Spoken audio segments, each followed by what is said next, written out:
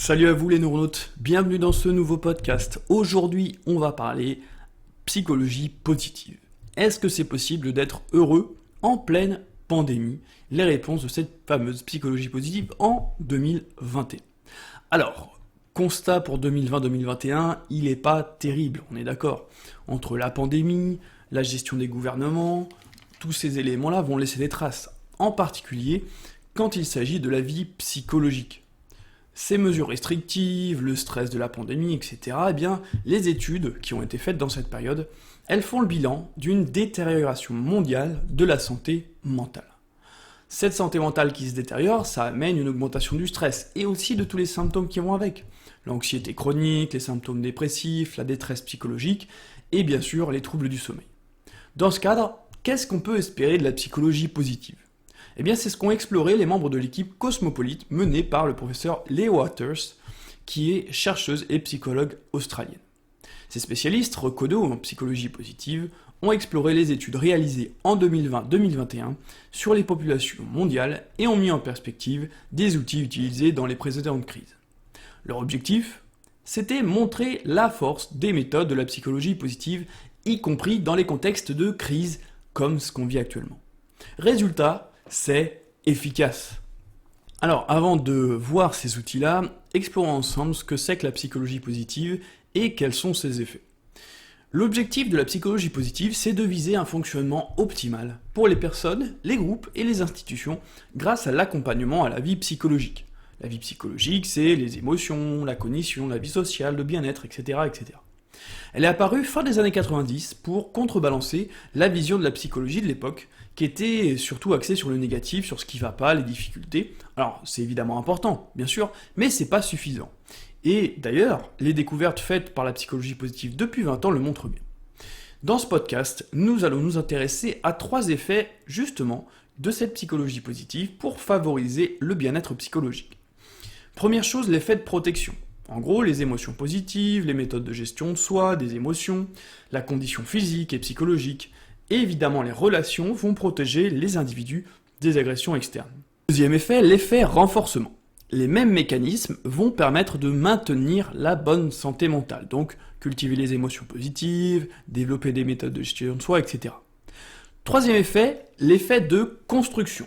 Les individus, en fait, nous, sommes capables d'utiliser une crise pour nous transformer, développer des nouveaux moyens de gestion des émotions, des nouvelles pratiques, des nouveaux apprentissages, en gros, tout ce qu'il faut pour avoir des nouvelles perspectives qui vont améliorer notre santé mentale dans le futur.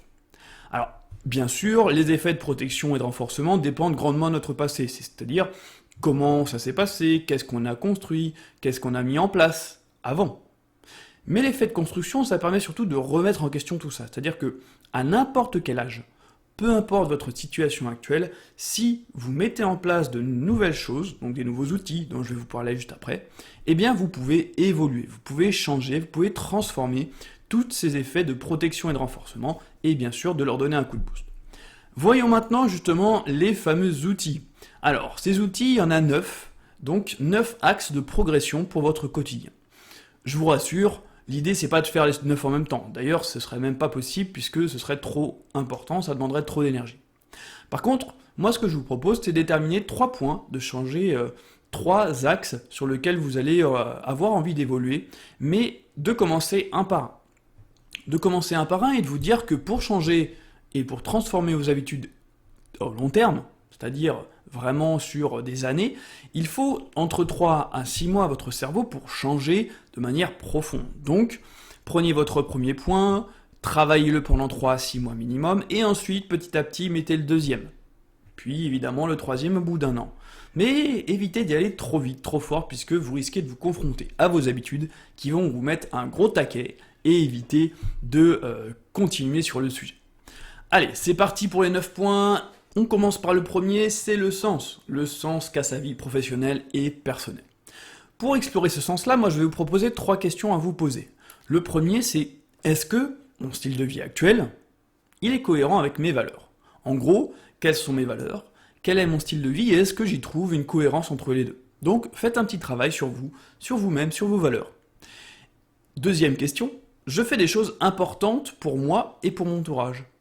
Est-ce que c'est le cas? Est-ce que je fais autre chose que la routine, autre chose que les petits trucs du quotidien? Est-ce que je fais des actions pour moi et ou pour mon entourage qui sont importantes?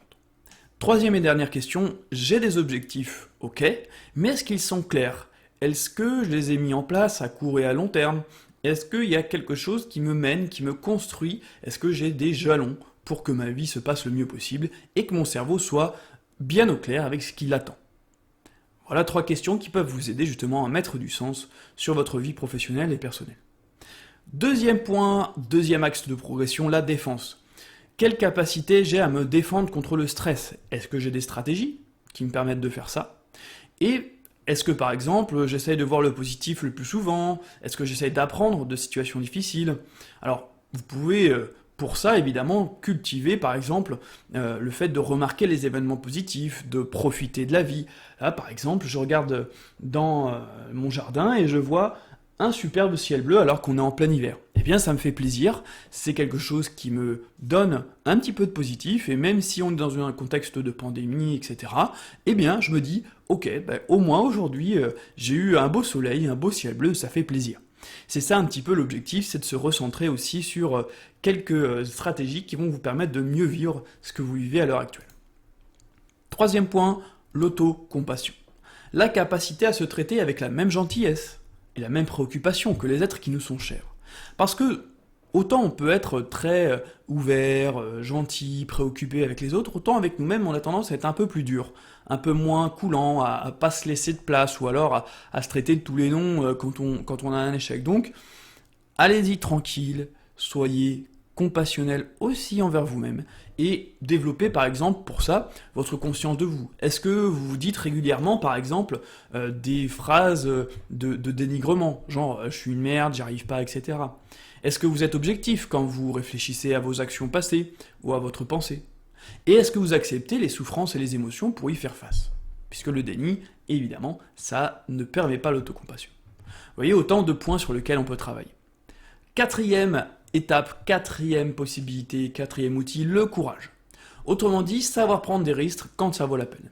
Quand l'objectif est positif pour soi, pour les autres. L'objectif, c'est de sortir de sa zone de confort, de sortir de sa petite routine pour pouvoir faire quelque chose. L'objectif, il est positif, il nous amène que du bien-être, il faut y aller, il faut foncer, même si, par exemple, ça demande de reprendre ses études pour changer de métier et aller aider les gens, eh bien, il faut du courage pour ça, et le fait d'entretenir ce courage sur des petites choses du quotidien, eh bien, rien que ça, c'est déjà très positif. Prochain outil, la gratitude. Très important. C'est quoi la gratitude? C'est reconnaître ce que l'on reçoit de manière sincère et non intéressée. Par exemple, prendre l'habitude de remercier son entourage pour ce qu'il nous apporte au quotidien, ne serait-ce que leur amour, leur présence, leur aide. C'est là où on a besoin d'avoir de la gratitude.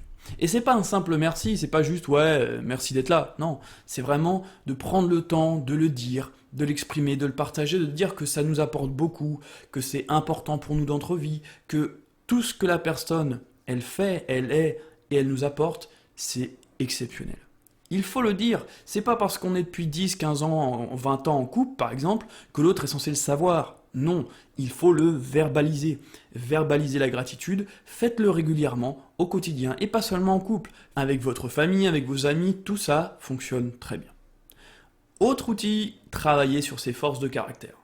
Maintenir et développer ses forces de caractère, c'est un point culminant pour justement continuer à évoluer, à grandir, à se développer, et ça passe par exemple par la créativité. Comment on booste sa créativité, par les activités artistiques ou de bricolage, développer son intelligence sociale, en rencontrant des nouvelles personnes, etc., etc. Alors ces forces de caractère, il y en a 24, je ne vais pas tous vous les faire dans ce podcast, ce serait trop long, mais par contre je vous invite à me contacter si vous avez envie d'aller plus loin sur le sujet. Là, en l'occurrence, on va aller chercher notre prochain outil, qui sont les émotions positives. La joie, la gratitude, la sérénité, l'intérêt, l'espoir, la fierté, l'amusement et l'inspiration.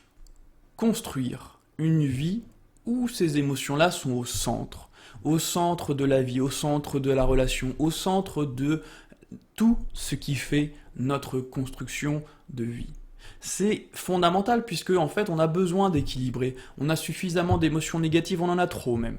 Il faut donc, pour être heureux, en tout cas être au moins équilibré, eh bien avoir des émotions positives et surtout se recentrer sur elles, prendre le temps de les vivre. Je vous parlais tout à l'heure de ce fameux ciel bleu. L'objectif là, pour moi, si je prenais cet exemple-là, ce serait de me concentrer, de prendre 5 minutes chez moi, à la fenêtre ou dehors, encore mieux évidemment dans la nature, pour profiter de ce petit rayon de soleil, de la chaleur, de ce que ça m'apporte en termes de couleurs. Tout ça, le provoquer, c'est sortir. Le vivre, c'est prendre le temps. Vous voyez l'idée ? Les émotions positives, ça se cultive aussi.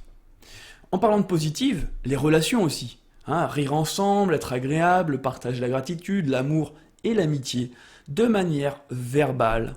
Et j'insiste, il faut dire les choses. C'est pas parce que l'autre est notre ami qu'il sait tout. Il a besoin d'entendre.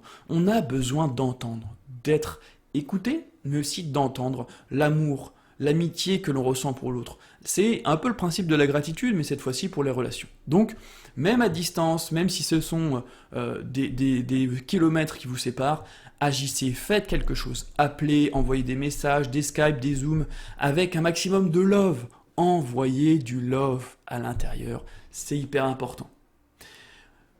Dernière chose, dernier outil qui peut vous intéresser justement sur ces connexions, sur cette relation positive, c'est certaines personnes, vous en avez peut-être dans votre entourage d'ailleurs, qui sont plus importantes, parce que elles ont des visions du monde communes, des projets, des valeurs qui sont en lien avec ce qu'on veut être ou ce qu'on est. Eh bien, ces relations-là, l'objectif c'est de les développer encore plus que les autres. Approfondir la résonance, créer les liens les plus puissants qu'il puisse y avoir, que ce soit en amitié ou en amour bien sûr, mais ces connexions en haute définition, comme je les appelle, elles sont très importantes pour être épanouies et pour avoir des gens avec qui on peut parler profondément. On peut parler de choses qui sont puissantes, qui nous mènent, qui sont vraiment nos valeurs profondes et pas simplement de la pluie et du beau temps. Vaste programme, ça c'est clair, on est d'accord là-dessus, mais si ça vous intéresse, si vous voulez en savoir plus, je vous invite à me contacter pour avoir plus de détails, plus d'outils, et si vous le souhaitez, je vous ferai d'autres podcasts plus approfondis sur le sujet, donc mettez-les en commentaire. En attendant, si ça vous a intéressé, pensez à le partager sur les réseaux sociaux, et d'ici là, prenez soin de vous.